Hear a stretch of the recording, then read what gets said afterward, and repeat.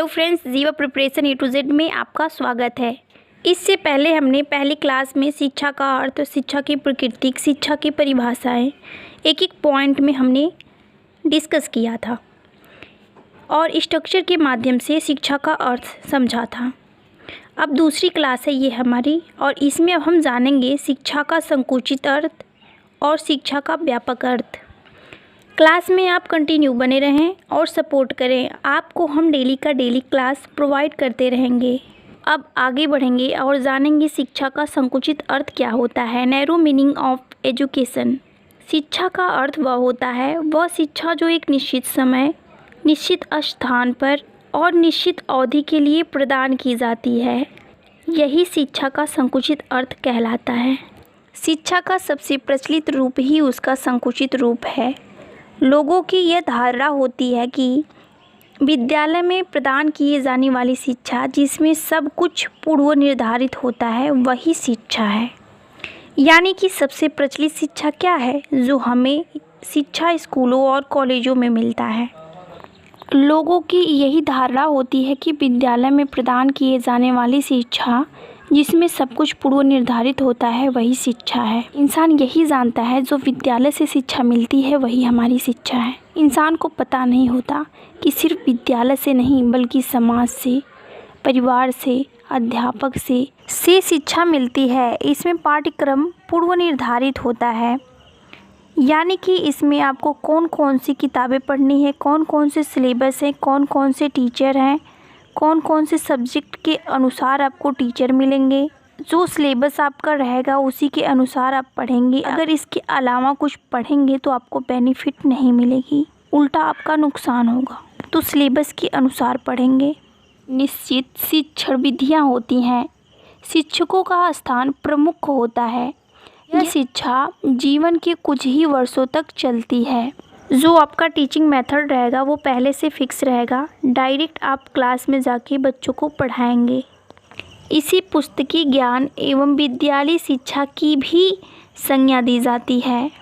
अगर हम शिक्षा के संकुचित अर्थ की बात करें, इसी पुस्तकी ज्ञान भी कहते हैं। संकुचित अर्थ में शिक्षा बालक के संपूर्ण विकास को करने में असफल या असमर्थ होती है। आप चाहे स्कूल से कितनी भी शिक्षा ले लीजिए, लेकिन अगर आपको समाज का ज्ञान नहीं है, जीवन का ज्ञान नहीं है, आपको व्यवहारिक नॉलेज नहीं है, तो आप जीवन में कुछ नहीं कर सकते। इस शिक्षा का उद्देश्य निश्चित समय व निश्चित स्थान पर चलने वाली शैक्षिक प्रक्रिया से है। यानी कि जो संकुचित शिक्षा है, इसका एक ही उद्देश्य है कि वह एक निश्चित समय तक और निश्चित स्थान पर दी जाने वाली शैक्षिक प्रक्रिया है। इस शिक्षा में बालक विषय को रटकर याद तो कर लेता है, परंतु इसमें व्यवहारिक कुशलता नहीं आ पाती है। यानी कि उसको प्रैक्टिकल स्किल नहीं पता होता है, समाज के बारे में पता नहीं होता है, दुनियादारी के बारे में पता नहीं होता है। अब हम आगे बढ़ेंगे और जानेंगे शिक्षा का व्यापक अर्थ। Wider meaning of education. व्यापक अर्थ में शिक्षा से तात्पर्य है जो हम सीखते हैं या अर्जित करते हैं, वही शिक्षा कहलाती है। यानी कि सब कुछ इसमें इंक्लूड रहेगी। जो भी कुछ हमको जहाँ से मिलता है, जो भी कुछ हम ज्ञान प्राप्त करते हैं, अर्जित करते हैं, वो शिक्षा कहलाता है। व्यक्ति जन्म से लेकर मृत्यु पर्यंत कुछ न कुछ सीखता ही रहता है, अर्थात शिक्षा जीवन पर्यंत चलने वाली प्रक्रिया है। बच्चे का जब जन्म होता है, पहले वह हाथ पैर हिलाता है, फिर घुटने चलता है, फिर चलता है, धीरे धीरे सब कुछ सीखता है। जब तक कि मृत्यु नहीं हो जाती, तब तक वह कुछ न कुछ सीखता ही रहता है।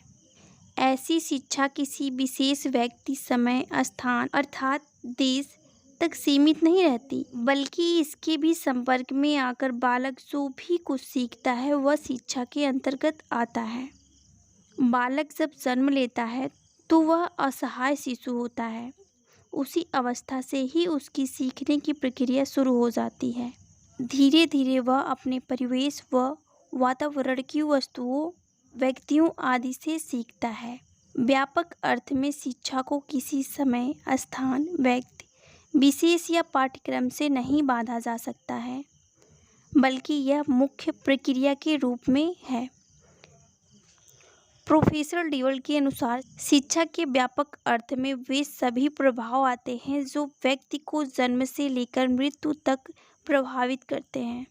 जीएस मैकेंजी के अनुसार व्यापक दृष्टि से शिक्षा जीवन पर्यंत चलने वाली प्रक्रिया है और जीवन के प्रत्येक अनुभव के द्वारा इसका विकास होता है। दोस्तों, अगर ये वीडियो आपको अच्छी लगे तो लाइक, सब्सक्राइब एंड शेयर करें। कमेंट में अपना सुझाव ज़रूर दें। धन्यवाद फ्रेंड्स।